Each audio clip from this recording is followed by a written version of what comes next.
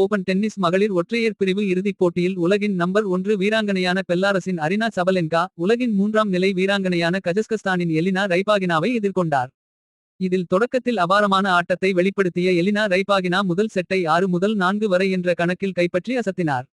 அதனைத் தொடர்ந்து நடைபெற்ற இரண்டாவது செட் ஆட்டத்தில் கம்பேக் கொடுத்த அரினா சபலென்கா அபாரமாக விளையாடியதுடன் 6-4 வரை என்ற கணக்கில் கைப்பற்றி அசத்தினார்.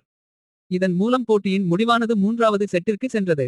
மூன்றாவது செட்டை கைப்பற்ற இரு வீராங்கனைகளும் கடுமையாக போராடியதன் காரணமாக ஆட்டத்தின் மீதான பரபரப்பும் அதிகரிக்கத் தொடங்கியது.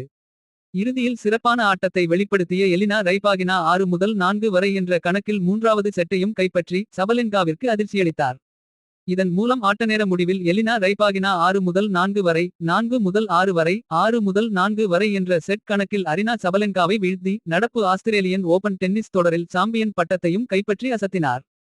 இதன் மூலம் அவர் ஆஸ்திரேலிய ஓபன் டென்னிஸ் தொடரில் முதல் முறையாக சாம்பியன் பட்டத்தை கைப்பற்றியதுடன் அரினா சபலென்காவிற்கு பதிலடியையும் கொடுத்துள்ளார்.